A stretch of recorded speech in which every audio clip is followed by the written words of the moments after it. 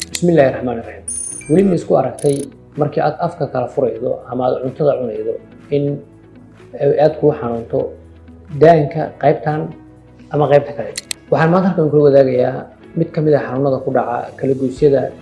labada lafood ee daanka meesha ka kulmaan oo loo yaqaan temporomandibular joint ama kala goyskaas xanuuno ku dhici kara kuwaasi oo sabab u noqon kara in afka kala furaydo sidoo kalena aad cuntadii aad cuni jirtay iyo xataa waxyaabo caadi ahayd hadalkii oo kale inay ku dhibaan xanuunkaas waxaa loo yaqaanaa temporomandibular disorder ayaa loo yaqaanaa ama joint disorder waana in caabuq ama xanuun uu ku yimaado kala goyska labadaas lafood ay ku kulmaan oo eeriyadan ku aadan ama dhinacan kaleba kadibna ay dhacdo in qofku si caadi ah uu cuni waayo ama afku kala qaadi waayo ama xataa hadallada iyo hindhisadu ay dhibaan xanuunka inta badan wuxuu la xiriiraa sida la sheego in caabuq ku yimaado kala goyska ama xataa in qofka soo mararka qaar wax isticmaalayo oo kale kala goyskii ama lafihiisi mataqaanaa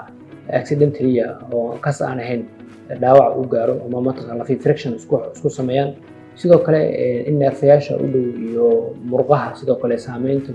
ay ka timaado ayaa mararka qaar dhici karta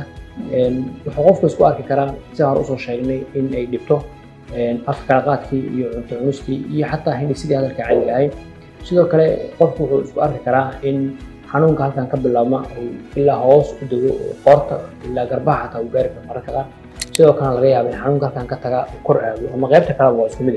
xanuunkan loo yaqaano temporomandibular joint disorderka qofku inta badan wuxuu ku ogaan karaa soo xaafadiisa jooga haddii uu gacanta saaro kala goyska meesha ku aadan sidoo kalena uu isku dayo xoogaa bal inuu kala qaado haddii xanuunkaas uu ka dareemayo macnaheedu waxay tahay in eelku meeshaas ay tahay waxaana la doonayaa qofku inuu dhakhtar booqdo oo uga sii darin xaaladda dadka badan waxaa laga yaabaa inay waxyaabo kala sameeyaan taasoo laga yaaba in dhaawac sii gaarto waxyaabaa qofku hadhow laga yaaba in u baahdo waxaa ka mid ah inuu daaweyn u baahdo ama ku ekaato daawadiisu ama u baahdo iskaan ama raajin loo diro